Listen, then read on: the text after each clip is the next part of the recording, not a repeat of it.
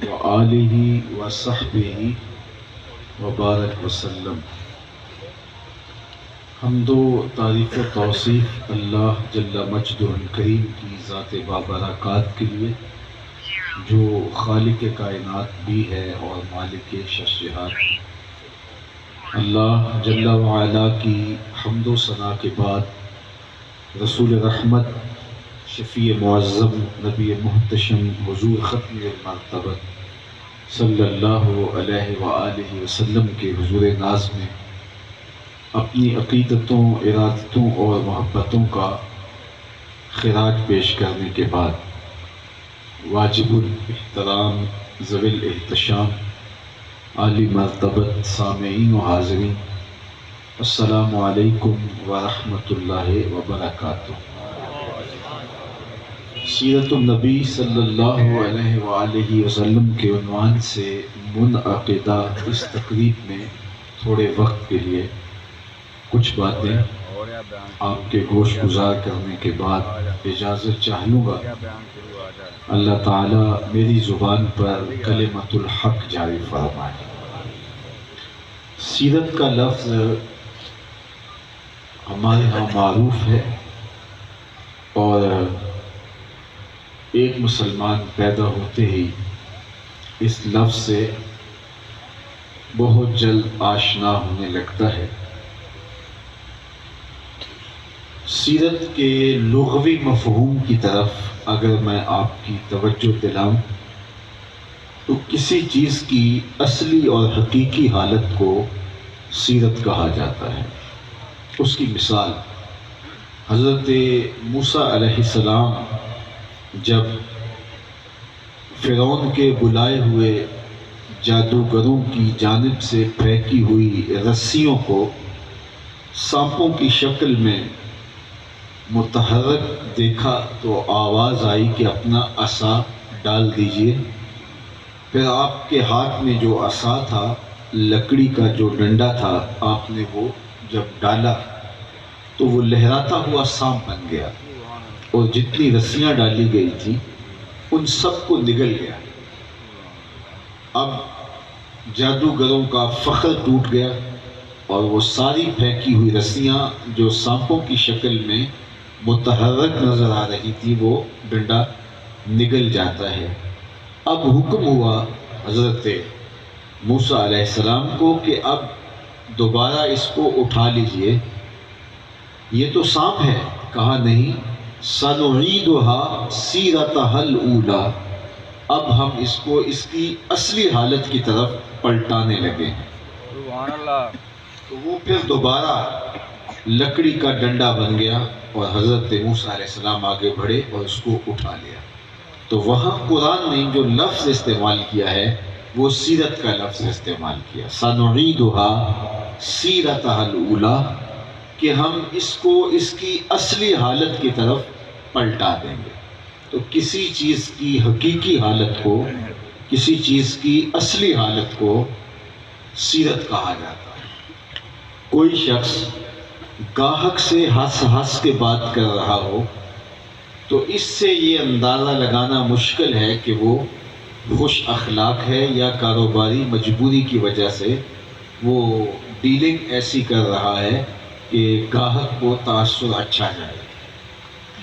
تو کسی کی پھر اصلی حالت کہاں دکھائی دے گی؟ تو کوئی شخص اپنی حقیقی حالت میں اپنے اہل خانہ کے سامنے ہوتا ہے، اپنے گھر والوں کے سامنے اس کا اصلی روپ ہوتا ہے۔ اس لیے سیرت کو سمجھنے کے لیے کسی شخص کی حقیقی حالت جو اس کے گھر والوں کے سامنے ہوتی ہے اس کو دیکھنا پڑتا ہے۔ تو آئیے، اگر اللہ کے رسول صلی اللہ علیہ وآلہ وسلم کی سیرت کو سمجھنا ہے تو ام المومنین حضرت سیدہ عائشہ رضی اللہ تعالی عنہا سے پوچھتے ہیں تو وہ فرماتی ہیں، کان خلقہ القرآن، اے پوچھنے والے، اگر تو حضور کی سیرت دیکھنا چاہتا ہے تو قرآن کھول کے بیٹھ جا۔ جہاں جہاں قرآن نے حکم دیا ہے وہاں حضور کا تعامل پائے گا، اور جہاں قرآن نے منع کیا ہے، روکا ہے، وہاں آپ حضور علیہ السلام کو نہیں دیکھ پاؤ گے۔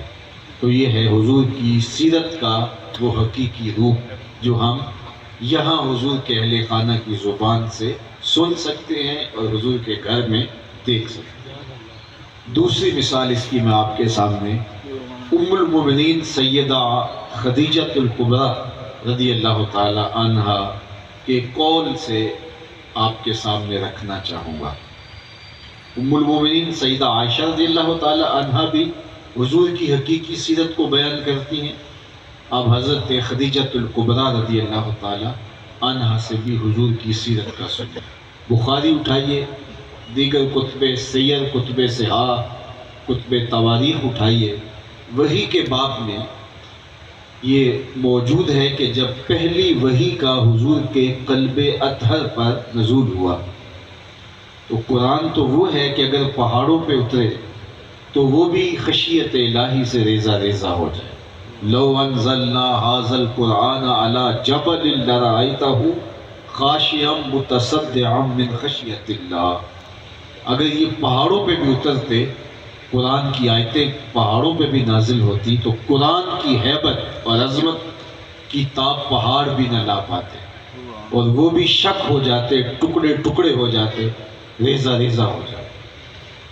یہ تو حضور کا قلب اطہر ہے جو قرآن مجید کو سہار جاتا ہے، لیکن پھر بھی اس کے اثرات حضور کے قلب کے اوپر مرتب ہوتے ہیں۔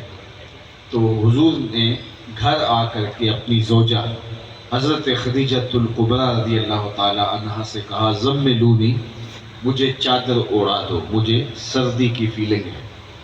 تو انہوں نے حضور کے کندھوں پہ اپنی شال ڈال دی اور آقا کریم علیہ السلام نے کہا کہ مجھے اندیشہ جاں ہے۔ تو انہوں نے کہا کہ آپ پریشان نہیں ہوں، آپ کا رب آپ کو کبھی بھی ضائع نہیں ہونے دے گا۔ اب ان کے جو لفظ ہیں وہ سماعت کیجئے اور حضور کی سیرت کا عنوان دیکھیے۔ اور میں منتظمین سے کہوں گا کہ جس طرح تیزی سے لوگ آنا شروع ہوئے ہیں تو بس ان کو ترتیب سے بٹھاتے جائیں تاکہ گفتگو کے تسلسل میں کوئی فرق نہ آنے پائے۔ بس 5-10 منٹ کے اندر اندر انشاءاللہ جو لوگ ہیں وہ پہنچ جائیں گے۔ تو باقی احباب تشریف رکھیں، صرف 2-4-5 لوگ ان کو ترتیب سے جہاں جگہ ملتی ہے وہاں بٹھا دیں، کیونکہ اس وقت بہت نازک اور تھوڑا وقت ہے اور اس تھوڑے وقت کے اندر ہم نے اپنی بات کو بھی سمیٹنا ہے۔ تو توجہ چاہوں گا، ام المومنین حضرت خدیجہ الکبریٰ رضی اللہ تعالی عنہا کو جب حضور نے کہا کہ زملونی، مجھے چادر دے دو، مجھے سردی کا احساس ہے، تو انہوں نے حضور کے کندھوں پہ چادر ڈال دی اور ساتھ تسلی آمیز کلمات عرض کرتے ہوئے کہا کلا واللہ ما یخزیک اللہ ابدا انک لتصل الرحم وتحمل الکلا وتکسب المعدوم وتقری الضیف وتصدق الحدیث وتعین علی نوائب الحق۔ حضور علیہ السلام سے کہا کہ آپ پریشان نہ ہوں، آپ کا رب آپ کو کبھی بھی بے آبرو نہیں ہونے دے گا، آپ کی حفاظت فرمائے گا، آپ کی عزت کی حفاظت فرمائے گا۔ کیوں؟ انک لتصل الرحم، اس لیے کہ آپ ہمیشہ صلہ رحمی کرتے ہیں۔ یہ حضور کی سیرت کے بنیادی خط و خال ہیں جو ام المومنین نے برجستہ حضور علیہ السلام کے بیان فرمائے ہیں۔ جو کسی کی سیرت اور کسی کے حوالے سے گفتگو برجستہ کی جائے تو وہ بڑی نمایاں خصلتوں پر مشتمل ہوتی ہے۔ تو ام المومنین نے حضور کا جو نقشہ بیان فرمایا وہ برجستہ، جب انہوں نے کہا کہ مجھے احساس ہے شدت کے ساتھ سردی کا، تو کہا آپ پریشان نہیں ہوں، انک لتصل الرحم، آپ تو صلہ رحمی کرتے ہیں، رشتہ داروں کے ساتھ سلوک اچھا کرتے ہیں، اور جو شخص رشتہ داروں کے ساتھ اچھا سلوک کرے تو اللہ اس کو ضائع نہیں ہونے دیتا۔ انسان کے اطراف میں سب سے پہلا جو دائرہ آتا ہے وہ اس کے رشتہ داروں کا آتا ہے، پھر اس کے بعد اس کے دیگر اعزاء کا، ہمسایوں کا، پھر کاروباری لوگوں کا، پھر سیاسی وابستگیاں، معاشرتی تعلق داریاں، لیکن سب سے پہلا دائرہ انسان کے گرد جو ہے وہ رشتہ داریوں کا ہے۔ تو کسی شخص کی پہچان رشتہ داریوں کے ساتھ اس کے سلوک سے کی جا سکتی ہے کہ وہ اپنے رشتہ داروں کے ساتھ کیسا ہے. اور ان میں بہت قریبی لوگ جو ہیں وہ ان کے ساتھ اس کا رویہ کیا ہے. رشتہ داروں کے تلخ رویوں کے باوجود اس کا رویہ کس طرح کا ہے. بعض اوقات ایسا ہوتا ہے کہ رشتہ دار اتنے تلخ ہوتے ہیں، ان کے رویے اتنے کھردرے ہوتے ہیں کہ آپ ان کے ساتھ جیسا بھی اچھا سلوک کرو وہ کبھی بھی راضی نہیں ہو پاتے. یہ جس معاشرے میں کم از کم ہم جی رہے ہیں، تو اس معاشرے کے اندر ہم دیکھ سکتے ہیں کہ ہر شخص رشتہ داروں سے نالاں ہے، پریشان ہے. لیکن رشتہ داروں کے رویے کچھ بھی ہوں، وہ تم سے راضی ہوں یا نہ ہوں، تم اپنے ضمیر میں اطمینان محسوس کرو کہ میں ان کے ساتھ کوئی زیادتی تو نہیں کی. اللہ کے محبوب علیہ السلام کے ساتھ آپ کے رشتہ داروں نے جو سلوک کیا وہ تاریخ کے اوراق میں موجود ہے. ابو لہب نے جس طرح حضور علیہ السلام کو اذیتیں پہنچائیں جبکہ یہ رشتے میں چچا لگتا تھا، سب سے پہلے جو تکلیف دہ جملہ کہا حضور نے جب جبل صفا پہ سب صنادید قریش کو بلا کے کہا، اگر میں کہوں کہ پہاڑ کی دوسری جانب سے ایک لشکر آ رہا ہے جو تمہیں تاخت و تاراج کر کے رکھ دے تو بتاؤ میری اس بات کو مان لو گے؟ تو انہوں نے کہا کہ ہم پہاڑ پہ چڑھ کے دیکھیں گے، اگر نظر آ گیا تو فبہا، نظر نہ آیا تو پھر بھی کہیں گے ہم اندھے ہیں آپ سچے ہو، اس لیے کہ ہم نے زندگی بھر آپ کو جھوٹ بولتے نہیں سنا. تو فرمایا اگر تم مجھے اتنا سچا مان رہے ہو تو پھر قولوا لا الہ الا اللہ، تو پھر کہو اللہ کے علاوہ کوئی نہیں جو عبادت کا استحقاق رکھتا ہو، وہی معبود حقیقی ہے، وہی معبود برحق ہے اور دین کی دعوت ہے. تو جس شخص نے سخت جملے کہے وہ رشتہ دار تھا ابو لہب، رشتے میں چچا لگتا تھا. حضور نے شہادت کی انگلی اٹھا کر آواز کیا تھا، اس نے کہا تبا لک ہنالک سائر الیوم الہذا جمعتنا معاذ اللہ. تو اس کے جواب میں اللہ نے کہا تھا تبت یدا ابی لہب و تب، ظالم تیرے دونوں ٹوٹ جائیں. تو اس نے حضور علیہ السلام کو اس اشارے پہ آوازہ کسا. تو یہ رشتہ دار تھا. قریش کے دوسرے لوگوں نے حضور کے ساتھ جو سلوک کیا، عقبہ بن ابی معیط حضور کے گلے کے اندر کپڑا ڈال کے اس کو تاؤ دیتا رہا. حضور علیہ السلام سجدے میں ہوتے صحن حرم میں تو وہ حضور کے اوپر اونٹنی کی اجری پھینک دیتے. آقا کریم علیہ السلام کے گھر کے سامنے یہ اپنے گھر کا کوڑا جمع کر کے حضور کے گھر کے سامنے لا کے اس کو ڈال دیتے تاکہ حضور جب گھر سے باہر نکلیں گے تو ان کو اذیت ہو. ام جمیل جو حضور علیہ السلام کی چچی لگتی ہے، وہ جا کے جھاڑیاں کانٹے دار کاٹ کے لاتی ہے اور جن راہوں سے حضور نے گزرنا ہوتا ہے ان راہوں کے اندر وہ جھاڑیاں بچھا دیتی. آقا کریم کی راہوں میں گڑھے کھود دیے جاتے ہیں جہاں سے حضور نے گزرنا ہوتا ہے تاکہ وہ کسی گڑھے کے اندر گریں اور ان کو تکلیف پہنچے. تو یہ کتنا بدترین سلوک تھا جو حضور کے رشتہ داروں نے حضور علیہ السلام کے ساتھ روا رکھا. لیکن تاریخ بتاتی ہے کہ حضور علیہ السلام جب فاتح بن کے آئے، مکہ المکرمہ فتح کیا، تو جنہوں نے برا سلوک کیا تھا ان کے وجود تھر تھر کانپ رہے تھے اور انہیں تھا کہ آج گردنیں اتر جائیں گی اور جو ہمارا رویہ تھا آج اس کا بدلہ ہمیں چکانا پڑے گا، ایک ایک چیز کا ہم سے حساب لیا جائے گا. تھر تھر کانپ رہے تھے کہ حضور تشریف لائے اور سب کو جمع کیا اور فرمایا تم خود بتاؤ میں تمہارے ساتھ کیا سلوک کروں. تو انہیں یہ تھا کہ گردنیں تو اتر جائیں گی لیکن اگر یہ معافی دے دے تو چلو شہر بدل کر دے تو گردنیں اترنے سے بچ جائیں. تو انہوں نے لجاجت بھرے لہجے میں کہا کہ آپ کریم باپ کے کریم بیٹے ہیں، ہم آپ سے خیر کی توقع رکھتے ہیں. اور ان کا خیال یہ تھا کہ ہم شہر بدری سے بچ جائیں اور یہ چلو ہو بھی جاتا ہے تو گردنیں اترنے سے بچ جائیں. لیکن ان کی آنکھیں پھٹی کی پھٹی رہ گئیں میرے اور آپ کے آقا و مولا نے فرمایا اذهبوا انتم الطلقاء، جاؤ آج تم سب آزاد ہو، اور آج میں محمد صلی اللہ علیہ وآلہ وسلم تم سے وہی کہہ رہا ہوں جو میرے بھائی یوسف نے اپنے بھائیوں سے کہا تھا، لا تثریب علیکم اليوم، آج تم پر کوئی مواخذہ نہیں ہوگا۔ اس وقت بھائی تھر تھر کانپ رہے تھے کہ ہم نے کنویں میں ڈالا، مالک ابن زغر کے ہاتھوں کوڑی رقم اور کھوٹے سکوں کے عوض بیچا، اور آج یہ عزیز مصر بن کے سامنے بیٹھا ہے، اور جب بھائی ان کو سمجھ آ گئی کہ عزیز مصر ہی یوسف ہے تو ان کا وجود کانپ رہا تھا، لیکن حضرت یوسف علیہ السلام نے ان کو انتظار بھی نہیں کروایا کہ تھوڑی دیر اس کرب سے گزرنے دیا جائے پھر معافی کا اعلان کیا جائے۔ فوراً کہا لا تثریب علیکم اليوم، تمہارے اوپر آج کوئی مواخذہ نہیں ہوگا۔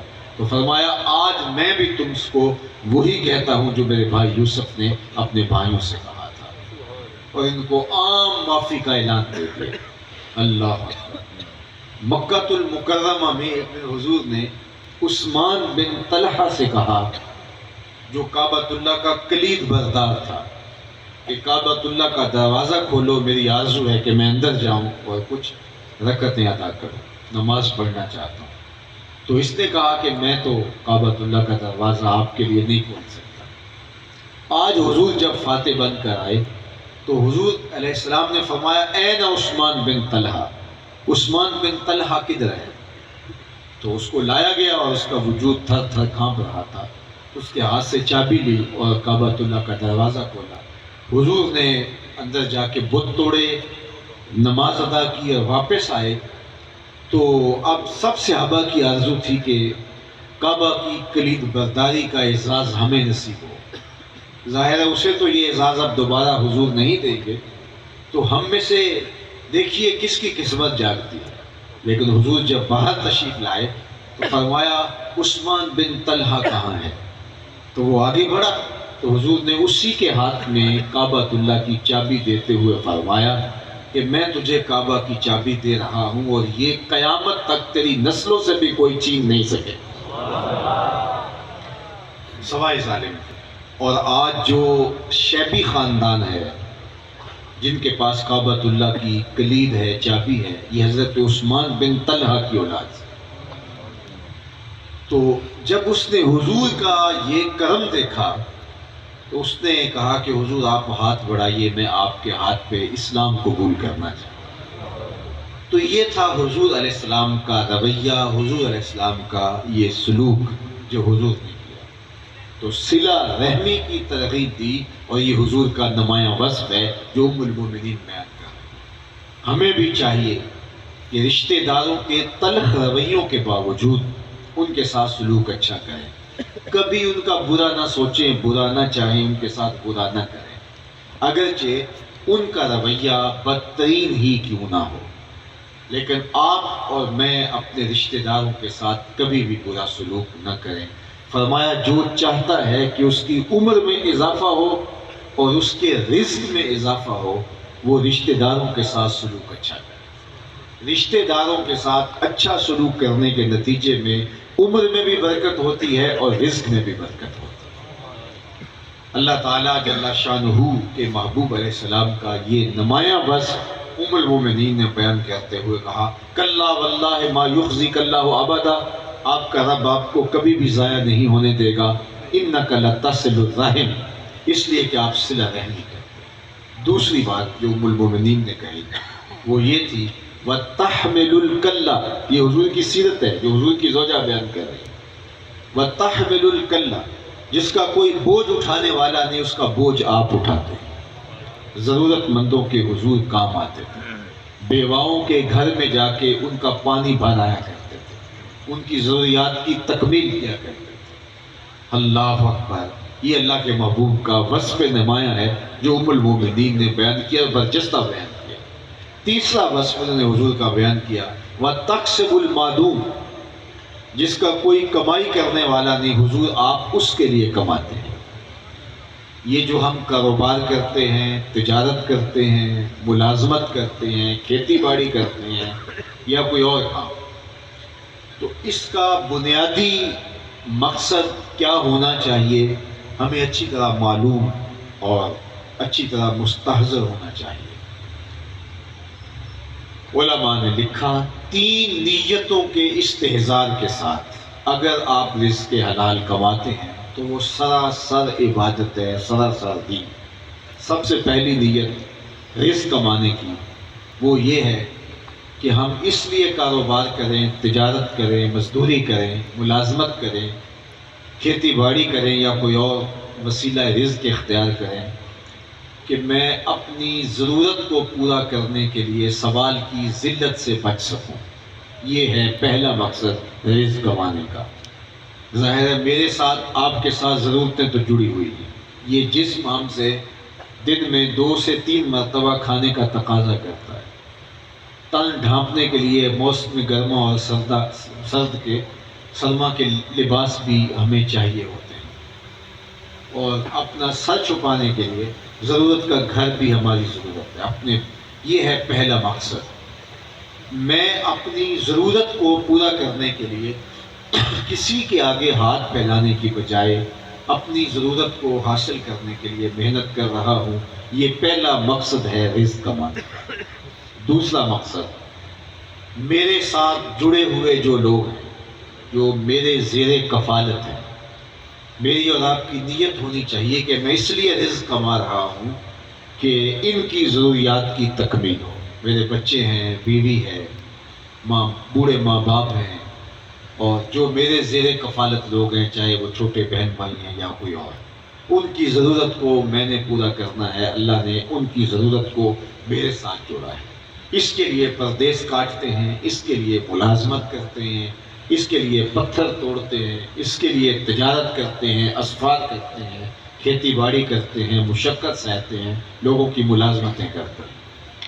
تو یہ دوسرا مقصد ہے کہ جو میرے زیر کفالت لوگ ہیں ان کی ضرورت کو پورا کیا جائے۔ تیسرا مقصد رزق کمانے کا علماء نے کہا یہ ہونا چاہیے کہ اللہ مجھے میری ضرورت سے اور میرے زیر کفالت لوگوں کی ضرورت سے اگر زیادہ عطا کر دے تو میں معاشرے کے ان لوگوں کی ضرورت پوری کروں گا کسی وجہ سے جن کی ضرورت پوری نہیں ہو پائے، اپاہج ہیں، کمزور ہیں، یتامہ ہیں، مساکین ہیں، غربا ہیں، اراملہ ہیں، بیوگان ہیں، کثیر العیال ہیں، ان کی ضرورت میں پوری کروں گا۔ یہ 3 نیتیں اگر میرے اور آپ کے ساتھ جڑی ہوں اور ہم رزق بھی حلال کمائیں تو پھر اگر ہم مزدوری کرتے ہیں تو الکاسب حبیب اللہ، کسب کرنے والا اللہ کا حبیب ہے، اور اگر ہم تجارت کرتے ہیں التاجر الصدوق الامین مع النبیین یوم القیامہ، سچا تاجر قیامت کے دن پیغمبروں کے ساتھ اٹھایا جائے۔ حتیٰ کہ جو ان 3 نیتوں کے استحضار کے ساتھ کوئی بھی کام کرتا ہے، مزدوری ہے، زراعت ہے، ملازمت ہے، کاروبار ہے، فیکٹری چلا رہا ہے، پردیس کاٹ رہا ہے، کچھ بھی ہے، اس مزدوری کرتے ہوئے، کاروبار کرتے ہوئے اس کو جو تھکن لگتی ہے، اس کو جو مشقت کی وجہ سے اس کا بدن ٹوٹتا ہے، یا اگر وہ ذہنی کام کر رہا ہے تو اس کے دماغ کو تھکن لگتی ہے، تو وہ جو تھکن اس کو ہوتی ہے اللہ نے اس کا اجر بھی لکھا ہوا ہے۔ تو یہ 3 نیتیں ہماری ہونی چاہیے۔ سب سے پہلی نیت اپنے آپ کو سوال کی ذلت سے بچانا، دوسری نیت اپنے زیر کفالت لوگوں کی ضروریات کی تکمیل کرنا، تیسرا مقصد جو کسی وجہ سے کمانے کے اہل نہیں ہیں ان کی ضرورتوں کو پورا کرنا، اور وہ ہمارے رشتہ دار بھی ہو سکتے ہیں، ہمارے ہمسائے بھی ہو سکتے ہیں، اور اگر ہم اپنی نیت میں ان کو شامل کریں تو اللہ ان کے قسمت کا رزق ہمیں عطا کرے گا، اور ہم ان کی ضرورت پوری کریں گے۔ قسمت انہی کی ہے لیکن ثواب ہمارے کھاتے میں آتا چلا جائے۔ تو یہ نیت ہمیں کر لینی چاہیے۔ بلکہ میں کہتا ہوں اگر آپ کی توجہ ہو تو ہمارے ہاں جو گلیاں ہیں، ایک گلی کے اندر 15، 20 یا 30 گھر ہوتے ہیں، چھوٹی گلی کے اندر 15-20 گھر ہوتے ہیں، بڑی گلی ہو تو کچھ زیادہ ہوتے ہیں۔ اگر تمام گلیوں میں رہنے والے لوگ اپنی گلی کے لوگوں کی فہرست بنا لیں تو اس میں زیادہ لوگ متوسط ہوتے ہیں، 2-4 لوگ اہل خیر ہوتے ہیں، اور 4-5 گھر ایسے ہوتے ہیں جو غربت کی لکیر سے نیچے زندگی گزار رہے ہوتے ہیں۔ اگر صرف گلی کے لوگ ہی یہ طے